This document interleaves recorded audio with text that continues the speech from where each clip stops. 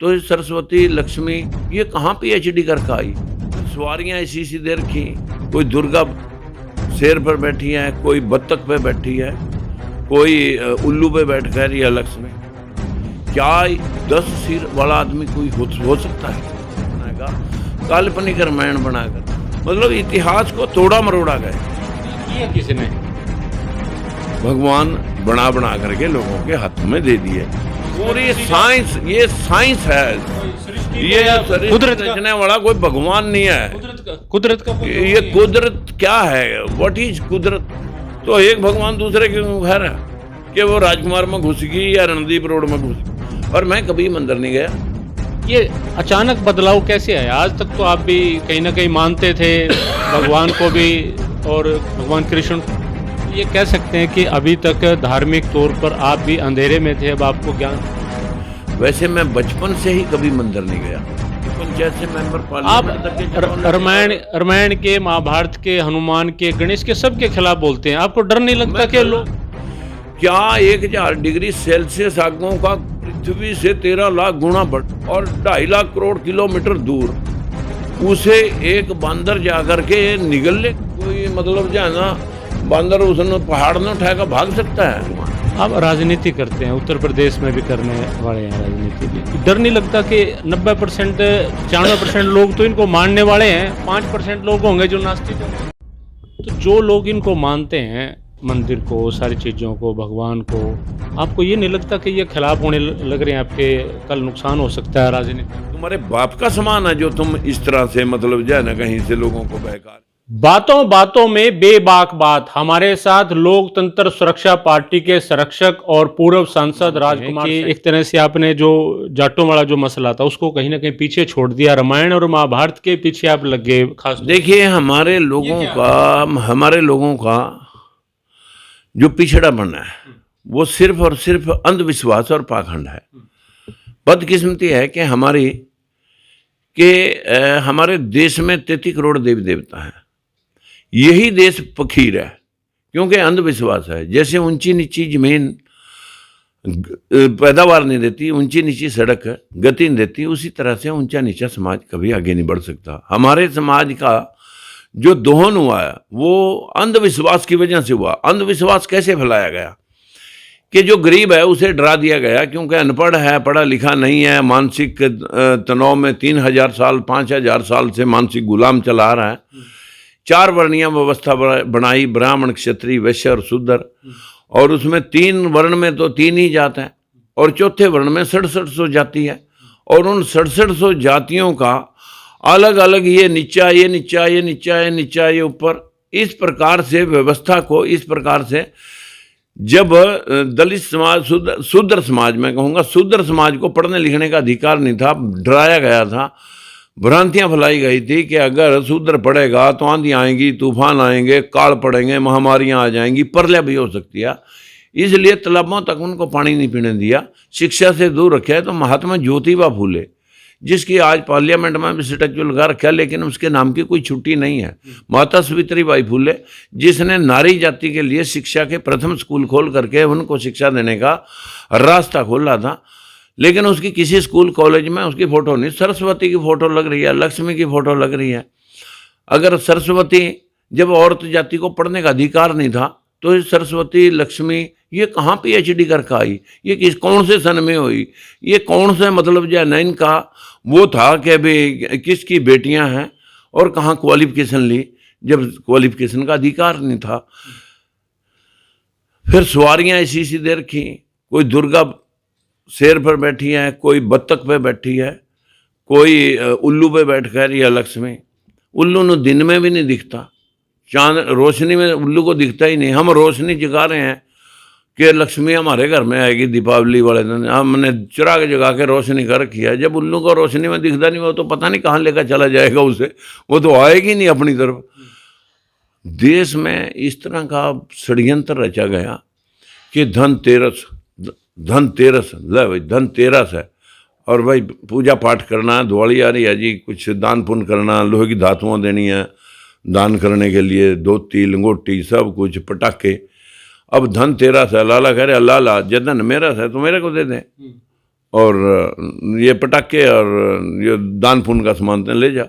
अगले दिन वो सामान दान वाला दान में दे दिया और पटाखे बजा दिया, उसका दुआड़ा निकल गया।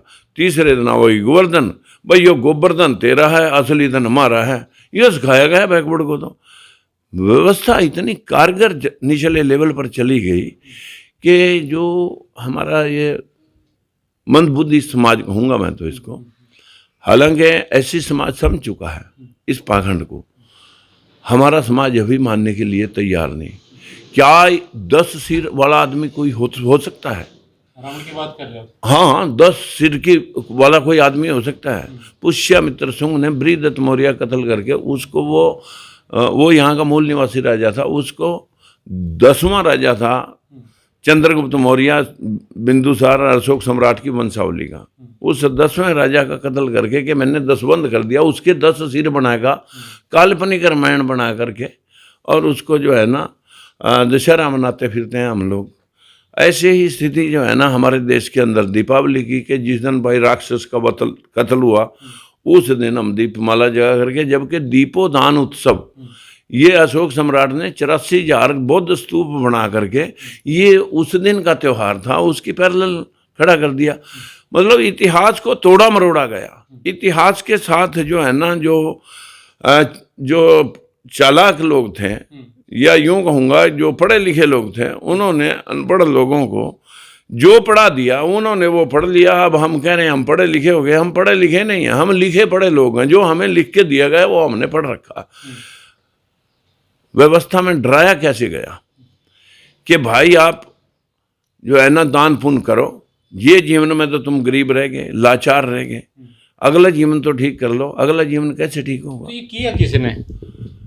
जो यहाँ पर बाहर से आर्यन सभ्यता आई, यहाँ के मूल निवासी 5 सभ्यताएं दुनिया में सबसे पहले अस्तित्व में आई, जिनमें मिस्र घाटी की सभ्यता यूरेशिया के जरिए हमारे देश में आर्यन सभ्यता आई, और वहाँ से चालाक लोगों जो सागर मंथन और ये चलता है देवासुर संग्राम, ये वही था कि वो पढ़े लिखे अपने आप में देव बन रहे थे, यहाँ के अनपढ़ लोगों को वो असुर कह रहे थे।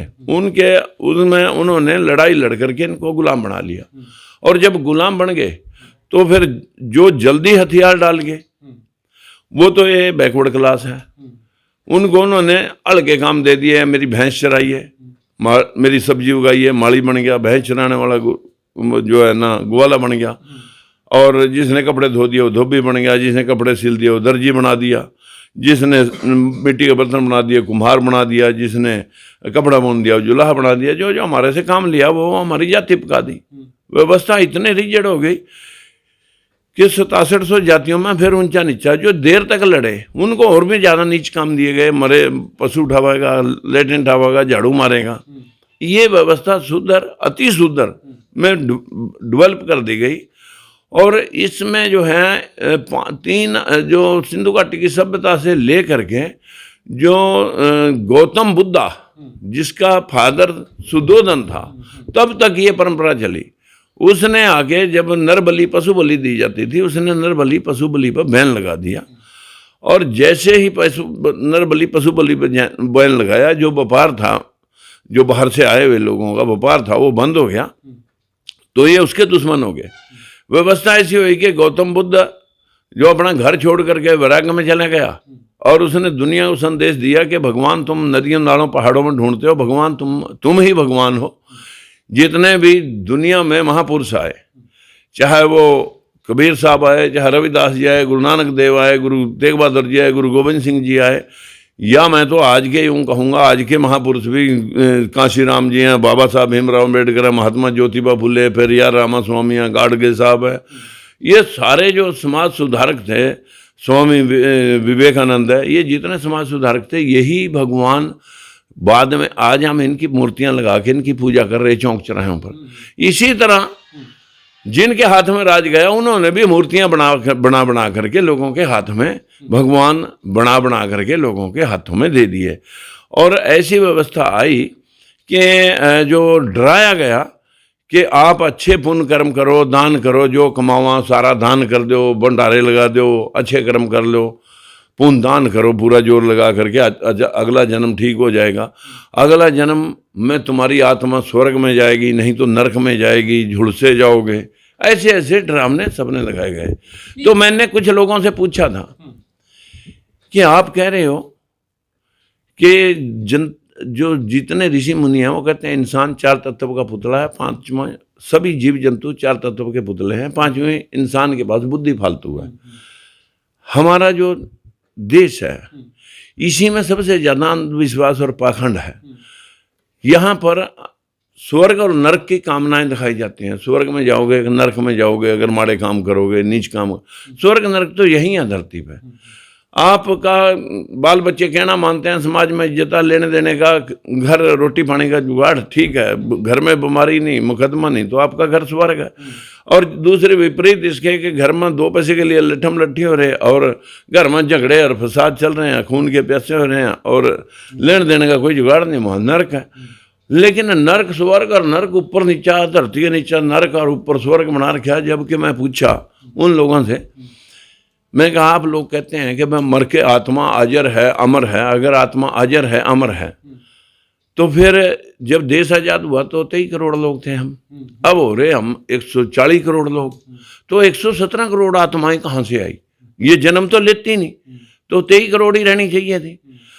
और अगर मैं मान ली जाऊँ आपकी बात को बड़ी करने के लिए कि भाई कीट पतंगे, सांप बिच्छू मच्छर मक्खी मर गए होंगे, अरे जितनी जनता फैली उतने 2 गुणे गंदगी फैली, उतने 2 गुणे खरबों गुणा ये भी कीड़े मकोड़े जीव जंतु ये भी पैदा फालतू हो गए। तो फिर ये आत्माएं उनमें हमारे में ये कहाँ से आ रही हैं? अरे ये सृष्टि मैथुन क्रिया से यही 4 चीजें जब इकट्ठी होती हैं, मिट्टी पानी अग्नि वायु, तो वनस्पति पैदा होती है, बैक्टीरिया बनता है, कोई पेड़ पौधे जन्म लेते हैं, मच्छर मक्खी गेंडे हाथी सब जब धरती पे पानी आया तो यही आदि मानव भी उसी में पैदा हुआ था। आहिस्ता आहिस्ता वो विकास की ओर अग्रसर हुआ और सिंधु घाटी की सभ्यता तक वो पूर्ण मानव बन गया। आपका मतलब साइंस है पूरी की पूरी साइंस, ये साइंस है, ये कुदरत रचने वाला कोई भगवान नहीं है। कुदरत का ये कुदरत क्या है? व्हाट इज कुदरत? हम उर्दू में इस शब्द को कुदरत कहते हैं, अंग्रेजी में हम इसे नेचर कहते हैं और हिंदी में हम इसे प्रकृति कहते हैं। ये एक साइकिल चक्कर है। अगर भगवान मानते हैं तो चूहे में ही भगवान है, सांपों में ही भगवान कहते हैं, वो तो कहते हैं, लोग कहते हैं भगवान में भाई कण कण में भगवान है, तो चूहे में, बिल्ली में, कुत्ते में और उसमें भैंसे में, शेर में, सब में भगवान है। तो एक भगवान दूसरे क्यों खा रहा है? एक भगवान दूसरे भगवान को क्यों खाने लग रहा है? ये साइकिल है, एक दूसरे की पूरक खराक बनाई हुई है। सृष्टि कॉल्ड सृष्टि, प्रकृति जिसको हम कहते हैं, वो किसी आदमी में घुसी नहीं बैठी कि वो राजकुमार में घुस गई या रणदीप रोड में घुस गई या किसी राम में घुस गई या श्याम में। कोई अच्छे कर्म करने वाला, अच्छी शिक्षा देने वाला, कोई अच्छा मास्टर होगा उसे हम महापुरुष कहेंगे। अच्छा गाइड होगा, अच्छा महात्मा होगा, अच्छा समाज सुधारक होगा, वो महापुरुष होते हैं। बाद में मरने के बाद उनकी लोग फोटो लगाएगा, भगवान बना देते हैं। ऐसे ही जितनी फिल्म इंडस्ट्री है सारी कल्पनाओं पर आधारित है, जितने नावल हैं वो कल्पनाओं पर आधारित हैं, जो शास्त्र हैं वो भी लोगों ने अपनी कल्पना के जरिए लोगों ने समझाने के लिए लिखे, लेकिन अपना पक्ष रख के लिख दिए। आम जनमानस के कल्याण के लिए अगर लिखे होते तो समानता जो गौतम बुद्ध ने कही थी कि झूठ मत बोल, चोरी मत कर, झूठ मत बोल, चोरी मत कर, नशा मत कर, अनैतिक व्यभिचार और बिना वजह हिंसा, ये 5 बात छोड़ दे। हिंसा तो दाल साग सब्जी पर दवाई छिड़केंगे वो भी है, लेकिन वो मानवता की रक्षा के लिए है। अगर आप ज़्यादा कष्ट तपस्याएं करेंगे तो मन और शरीर कमजोर हो जाएगा, तो आपकी सोचने की शक्ति कमजोर पड़ जाएगी। इसलिए मध्यम मार्ग अपना करके ये 5 बात मान ले, वो इंसान ही भगवान है। अपने अंदर देखो, भगवान मंदिरों मस्जिदों पहाड़ों में नहीं है। और मैं कभी मंदिर नहीं गया, लेकिन मैं इंसानियत के लिए अपना सुख चैन छोड़ के 24 घंटे लोगों के लिए, लोगों के अपना देश आगे कैसे बढ़े, हमारा देश क्यों पिछड़ गया। जबकि जापान हिरोशिमा नागासाकी पर जब अमेरिका ने बम डाल दिए थे तो बिल्कुल नेस्तनाबूद हो गया था, लेकिन वो 100% बुद्धिस्ट कंट्री है। उसने फिर राइज करके वर्ल्ड में 70% टेक्नोलॉजी सिर्फ जापान की है। पूरा वर्ल्ड उसका कर्जा लिए हुए है। पूरा वर्ल्ड का मतलब उसने कर्जा दे रखा है। सारी 70% जो टेक्नोलॉजी है वो चाइना पर कोई टेक्नोलॉजी नहीं, वहाँ से उसको मल्टीप्लाई करता है बस सामान को लेकर के क्वांटिटी में, सारे विश्व के पर बाजार में कब्जा कर लिया। जापान ने तो टेक्नोलॉजी दी, चीन ने कब्जा कराया उसकी टेक्नोलॉजी चुरा के। ये अचानक बदलाव कैसे आया? आज तक तो आप भी कहीं ना कहीं मानते थे भगवान को भी और भगवान कृष्ण को भी। देखिए आपका जो बच्चा है, अगर आप महात्मा ज्योतिबा फुले की गुलामगिरी पढ़ लेंगे तो आप में 100% बदलाव होगा। जब तक आपने पढ़ी नहीं, जब तक आप भी पत्थर पूछते रहो। जिस दिन पढ़ लेंगे उस दिन रणदीप जी मेरे पास अपने आप आया कि मैं तो बहुत अंधेरे में था। ऐसे ही समाज में जितने भी महापुरुष आए हैं, इस पर भीमराव अम्बेडकर ने बहुत खुल कर लिखा। वैसे तो वर्ल्ड में 100 कंट्रियों में गौतम बुद्ध का धर्म है और वही लोग तरक्की करके जहाँ ऊंच नीच नहीं। हमारे देश में ही नीच जात ऊंच जात बनी। भाई तुम ऊंच जात कैसे हो, नीच जात कैसे हम हैं? जो 24 घंटे साग सब्जी उगा रहा, जो 24 घंटे जाटव समाज आपकी दाला सब्जियां उगा रहा, खेती करवा रहा, बिल्डिंग बना रहा, रोड बना रहा, मांगता हुआ भी कहीं नहीं दिखेगा, वो तो नीच। जो भीख मांग का मतलब जो है ना दूसरे से खाना चाहेगा, झूठ बोल का मिसगाइड करके, वो ऊंच। यही देश का विनाश होया, इसी से देश का विनाश होया। ये अचानक बदलाव मैं ये जानना चाह रहा था, अचानक बदलाव कैसे आ गया? ये अभी तक तो जो शिक्षाएं हैं, जो शिक्षा है, आप किसी भी उसको टेक्नोलॉजी को जब आप फॉलो करोगे तो उससे आपको अगर वो टेक्नोलॉजी सिद्ध हो जाती है तो नेचुरल है आपके पिछले परीक्षण आपके, जो आप मंदिर में जा करके, जो आप मंदिर में जाके भिक्षा मांग रहे थे, तो आप कहेंगे स्कूल में जाके क्वालिफिकेशन लेने से ही मेरा ये काम बन सकता है। आज 5वीं फेल पुजारी के पैरों में BA पास लड़का पड़ा, मुझे नौकरी दे दे, वहाँ से नौकरी मिलेगी। 95% अपर लोगों जो इंटेलिजेंट हैं, जिनके पास सारे संसाधन कब्जे में थे, शिक्षा ग्रहण करके वो सारे सिस्टम पे कब्जा करे बैठे हैं।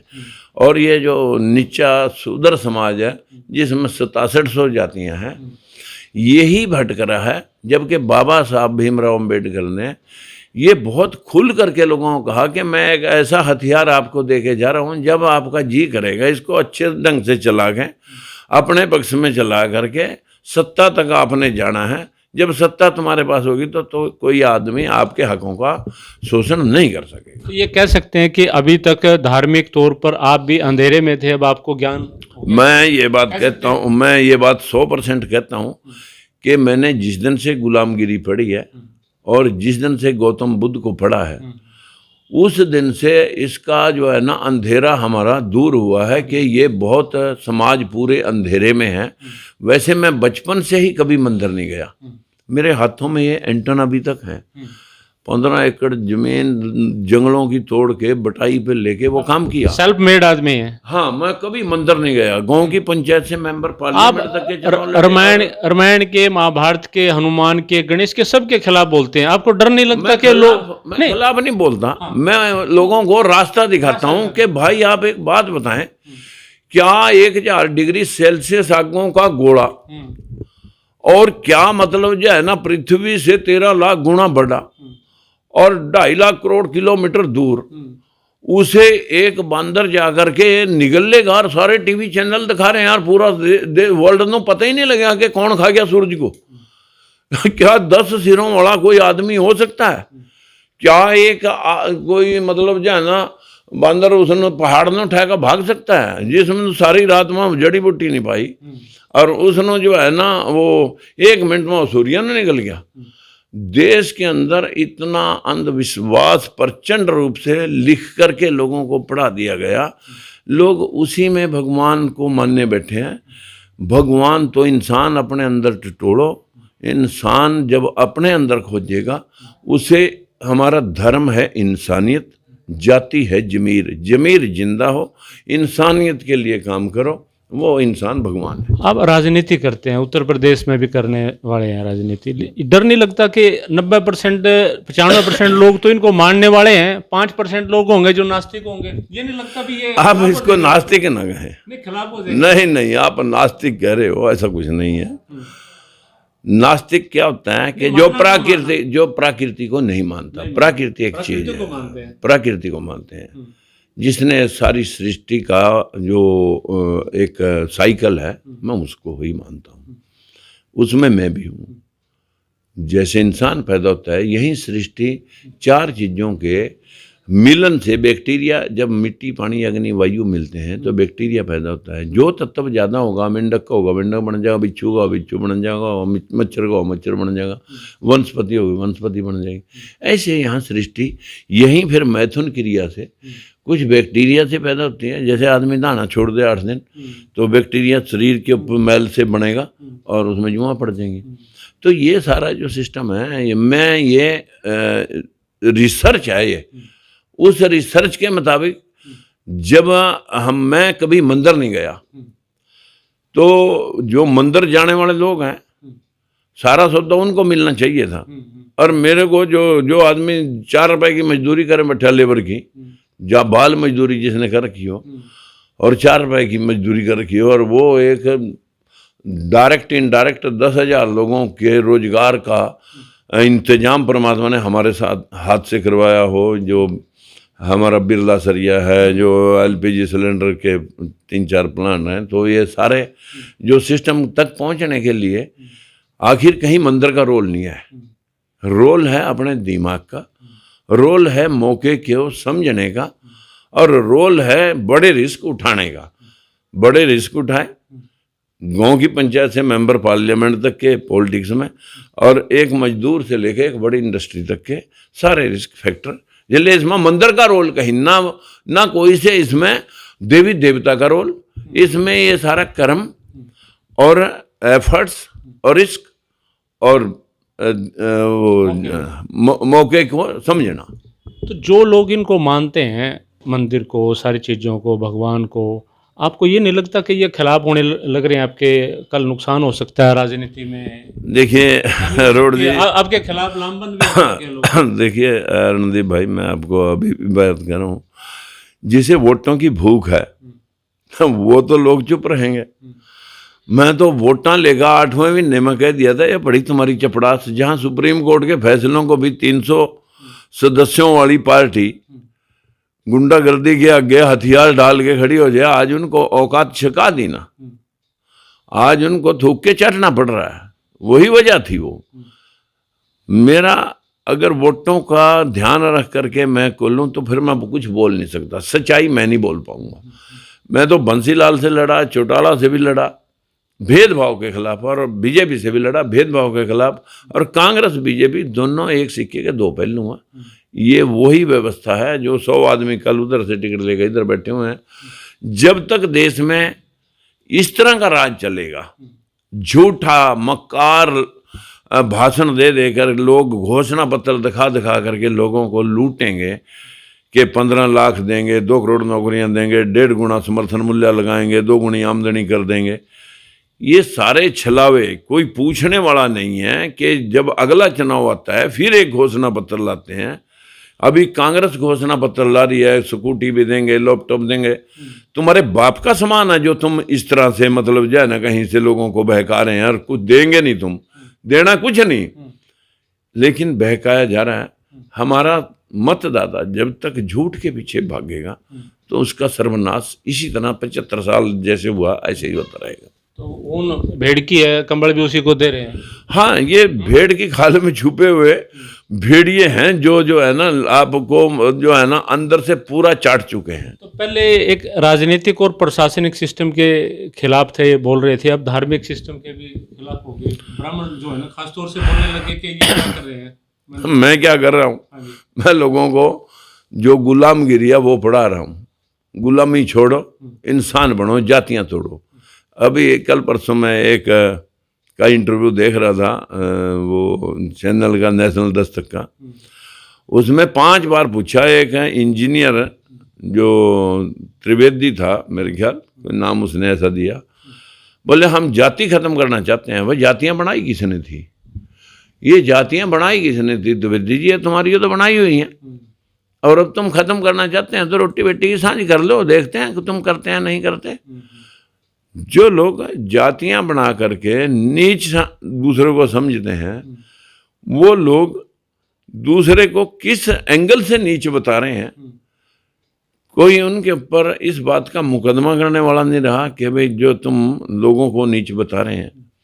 लेकिन नीच तो आदमी के काम होते हैं, जो आदमी को नीच काम करे। एक आदमी गंदा करके लेटरिन में पानी छोड़ कर नहीं गया, या लेटरिन करके उस पर उसको साफ करके नहीं गया। दूसरा स्वीपर आता है, उसको साफ करता है। नीच कौन सा है दोनों में? नीच वो है जो उसको गंदा करके साफ करके नहीं गया, नीच वो नहीं है जो उसको साफ कर रहा है। बस यही फर्क है। तो बातों बातों में 100% बेबाक बात राजकुमार सैनी के साथ आपने सुनी। इसे लाइक शेयर जरूर करें और कमेंट्स करना ना भूलें।